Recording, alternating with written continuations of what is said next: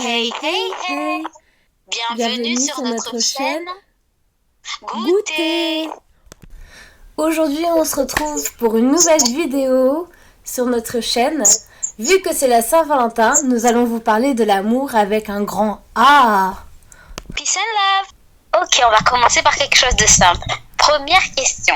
Quoi ta définition de l'amour? Ma définition de l'amour est une chose que tu peux... Alors, il y a plein de sens déjà pour l'amour.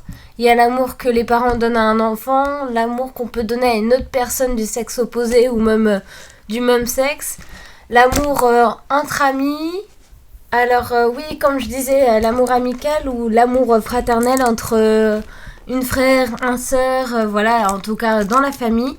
Mais vu que là, on va parler surtout de l'amour entre un sexe opposé ou du même sexe, je dirais que l'amour qu'on donne à une autre personne, qui n'est pas voilà une personne qu'on connaît depuis des années, ça peut être quelque chose de compliqué et en même temps quelque chose de beau. Et du coup, par rapport au fait que toi, tu es pas célibataire comme moi, du coup, tu as une autre conception des choses, des relations en fait entre un homme et une femme. C'est quoi ton idéal L'idéal en dans... tant que couple? Ah, Selon toi, quels sont les ingrédients pour qu'un couple marche bien?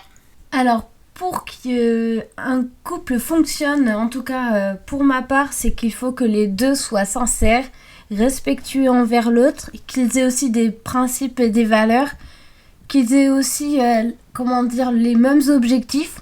Par exemple, si c'est quelqu'un qui veut aller tout le temps voir d'autres femmes et ne jamais être sérieux dans la relation, je trouve que ça déjà, c'est un couple qui ne va pas fonctionner. Mais si le couple, par exemple, il décide que le couple soit polygame, c'est-à-dire que les deux ont le droit d'aller voir d'autres personnes, c'est libre à chacun en fait. Mais moi, en tout cas, de mes valeurs et de mes principes, un couple doit être respectueux envers l'autre. On doit essayer de se comprendre, d'apprendre aussi à écouter l'autre, d'apprendre à aimer l'autre. Il faut toujours faire... C'est vrai que des fois, il y a des concessions aussi à faire. Parce que des fois, si juste un petit truc tout bête, il y en a un qui veut boire un chocolat chaud l'après-midi et l'autre veut du thé, il faut essayer de trouver, c'est un peu comme les enfants, il faut se dire, tiens, aujourd'hui on va prendre du thé et demain on va prendre un chocolat chaud par exemple. Ou même si on se met pas d'accord, chacun prend son truc comme il veut dans son coin. Il faut essayer de faire passer du temps avec la personne. Aussi, quand il y a une dispute dans le couple, il faut essayer de faire en sorte d'arranger les choses, de pas trop s'énerver, ce qui n'est pas forcément mon cas. Voilà, donc des fois je me mets un peu trop en colère pour un oui et pour un non, mais je suis comme ça, donc c'est compliqué. Il faut aussi apprendre... En fait, je pense que quand on est amoureux, qu'on aime une personne, il faut surtout apprendre tout le temps. Parce que c'est pas quelque chose où on est né, qu'on sait comment il faut le faire, etc. En fonction de notre vécu, de notre passé, on va aimer la personne en fonction de ça aussi. Et je crois que c'est un peu tout ce que j'avais à dire. Après, je pense que pour l'amour, il y a beaucoup de choses à dire. Je laisse ma collègue vous me poser des questions pour que je puisse vous répondre plus profondément à ce qu'est l'amour. Ok, je prends note au cas où quand j'aurai une vie sentimentale, je saurai m'en servir à bon escient. Tu réécouteras la vidéo ou tu me demanderas des conseils. Clairement. Du coup, on a passé à cette question-là et là, j'ai une question un peu plus serrée. Ouais. Comment tu as su que tu as trouvé ta personne, toi? Parce que je suppose que pour chaque être, c'est différent, selon leurs convictions religieuses, selon leurs valeurs, etc. Mais toi, comment? Parce que là, du coup, je peux te demander comment tu as su que c'était ta personne et pas un autre. C'est le fait d'avoir discuté avec lui pendant un certain temps que j'ai su que c'était la bonne personne et non une autre. Après, c'est vrai que c'est compliqué de se dire que ça peut être la bonne personne, je pense. Et après, il n'y a que le temps qui fait aussi que ça peut être la bonne personne. Il faut apprendre. Comme j'ai dit tout à l'heure, on est comme des enfants. Il faut qu'on réapprenne en fait des bases. Il faut qu'on se base sur certaines choses. Et je pense que c'est ça l'amour. C'est tout le temps apprendre, apprendre, apprendre. Parce que par exemple, on peut apprendre facilement à comment cuisiner. Je vais terminer avec cette dernière question qui est, selon toi, est-ce qu'il y a une certaine hiérarchie dans les catégories, enfin dans les différentes façons d'aimer une personne, par exemple l'amour fraternel, l'amour maternel, l'amour amical, etc. Est-ce que par exemple pour toi, tu placerais l'amour maternel en premier ou par exemple non, tu mettrais l'amour comment on dit Tu comment veux on dit dire ça sur le même point où il y a des catégories genre comme une pyramide, d'abord t'as le haut, Oui, après ça va jusqu'en bas en fait. exactement. Alors, Oui, est-ce que tu fais un classement, enfin tu fais un classement non, mais est-ce que pour toi il y a un degré alors genre un qui surpasse l'autre, tu vois? oui, je vois tout à fait ce que tu veux dire. Alors, vu ma situation à moi, je considère que tout ce qui est amour maternel, c'est plus en bas. Par exemple, si on visualise une pyramide, moi je place tout en haut d'abord l'amitié amie et aussi mon copain. Par exemple, je les place au même stade. Et en dernier, ce sera toujours ma famille, vu les conséquences qui s'est passé avec eux. Je les aime, hein, c'est pas comme je les aime pas ou autre, c'est juste que voilà, il s'est passé des choses que je veux pas forcément parler ici et que voilà, c'est après ma vie privée que tout comme personne a une vie privée, pardon. Et donc pour moi, voilà, l'amour fraternel, l'amour entre à part ma petite sœur. Ma petite sœur, je la place au même niveau, vous voyez que l'amour ou l'amour amical, etc. Parce que voilà, c'est encore quelque chose de complexe, on va dire. Mais oui, pour moi, en tout cas, de mon point de vue, l'amour est des fois plus important que le reste. Vu que de toute façon, vu qu'on vit ensemble, etc., c'est une personne qui me connaît voilà, parfaitement, qui est toujours là, même si je dis pas que mes amis sont pas là, hein. Mes amis, au contraire, elles sont toujours là pour moi aussi. S'il y a un problème, on sait. En fait, je pense qu'avec mes amis, on sait quand il faut être avec l'autre et quand on sait qu'on ne peut pas être avec l'autre, qu'on sait qu'il y a, voilà, qu'on est loin, qu'on habite loin, etc. On sait, voilà, comme je dis, c'est vrai que ce serait une longue question encore à débattre et que, voilà, je pense. À mon tour de te poser des questions maintenant. Donc, je voudrais que tu me dises, pour toi, la définition de l'amour. Waouh, la définition de l'amour à mon sens. Quand on me dit directement comme ça, amour, je pense à humanité. Parce que pour moi, l'amour, c'est ce qui nous relie tous en fait. L'humanité entière, c'est ce qui nous lie directement. Enfin, directement ou indirectement, on se comprend. Mais si je devais donner une définition avec une phrase élaborée, tout ça, je dirais que l'amour, c'est quand on partage. Mais plus précisément, pour aimer, pour toi, c'est quoi en fait? Alors, aimer, qu'est-ce que c'est pour moi? Waouh! Sur plusieurs aspects, si je devais m'étaler, je dirais que on va commencer par l'amour l'amour simple, l'amour pour soi, l'amour propre. Savoir en fait prêter attention à soi-même en fait. Parce qu'on ne peut pas donner de l'amour à autrui sans se donner de l'amour à soi-même. Ça commence par nous-mêmes en fait. L'amour, ça commence par savoir s'aimer, savoir apprécier la personne que tu es, savoir, comment dire, chérir chaque partie de notre être, savoir comment se donner à soi-même de l'amour et après, de cet amour-là, on va le partager avec autrui. C'est pour ça que tout à l'heure, je disais que pour moi, si je devais donner une définition de l'amour, ce serait partager. Parce que l'amour, pour moi, c'est l'essence même du mot partage. Parce que quand tu aimes, regarde, la première chose qu'on fait quand on a une bonne nouvelle ou qu'on est attrité, qu'est-ce qu'on fait? On partage cette information avec une personne de confiance. C'est une façon d'aimer une personne. C'est une marque d'affection, de tendresse, de confiance. Et là, pour moi, c'est comme la nourriture. Quand on aime une personne, en général, c'est comment dire, on apprend à faire des concessions dans toute catégorie de choses. Pas seulement dans les concessions, j'allais dire, pas les valeurs, parce que on peut pas braser nos valeurs pour une autre personne. Mais par exemple, j'aime sortir quasiment une fois dans la journée, mais parce que certaines personnes que j'affectionne, elles voudraient je sais pas moi, qu'on sorte plus souvent, qu'on aille faire des activités à l'extérieur, et ben je vais les accompagner. Ça, c'est pour moi une marque d'affection, du coup, de l'amour, le partage. Encore une fois, comme je dis, je pense que je vais beaucoup le dire ce mot, mais l'amour pour moi, c'est partager. Parce que comment dire, une, deux, trois. Faut que je reprenne mon souffle. Oui, pas de problème. Tu sais, quand on dit comme ça, j'aime une personne. Enfin, en français, on dit j'aime une personne dans tout. Ça, on n'a pas d'autre façon de l'exprimer différemment pour montrer à quel point on aime une personne. Il n'y a que via les actions que, effectivement, ça nous démontre, voilà, on voit que on aime ou on apprécie une personne.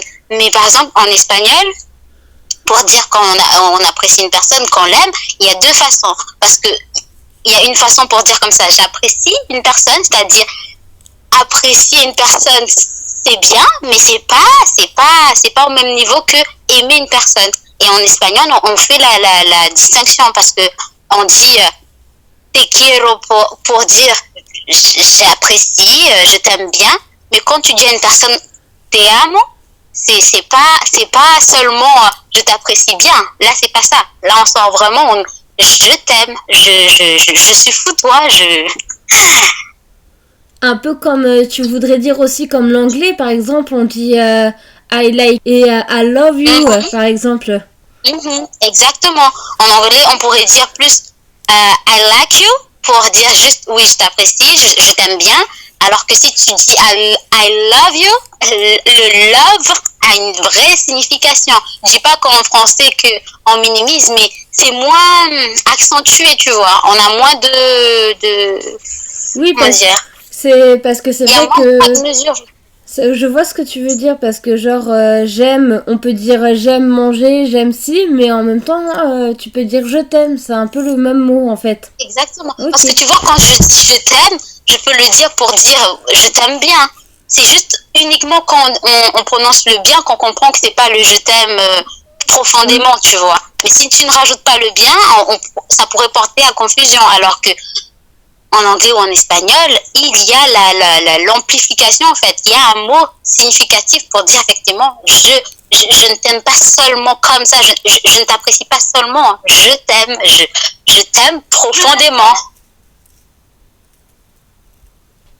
Donc on en vient à la dernière question qui est de ton point de vue religieux. Qu'est-ce que l'amour en fait pour toi dans la globalité? Est-ce que toi aussi par exemple, comme tu m'as posé la question tout à l'heure, est-ce que tu le hiérarchises ou non en fait? Par exemple, si tu avais quelqu'un dans ta vie, est-ce que tu le mettrais au-dessus de ta famille ou plus en dessous ou plus que tes amis? Voilà, comme tu m'as posé la question tout à l'heure. Ça fait une question, deux questions en une, on va dire.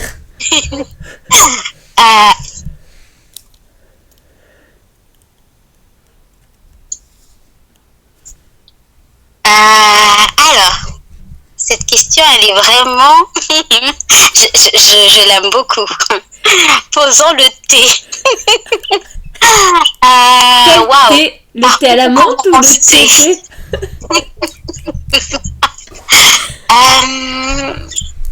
Je dirais, d'un point de vue religieux, c'est évident que ça change toute la donne. C'est-à-dire que, étant donné que, effectivement, je suis croyante, l'amour a une signification différente à mes yeux parce que, de un, comment dire, c'est la clé en fait. Je pense que dans toute religion, c'est la clé de toute chose parce que Dieu est amour. Du coup,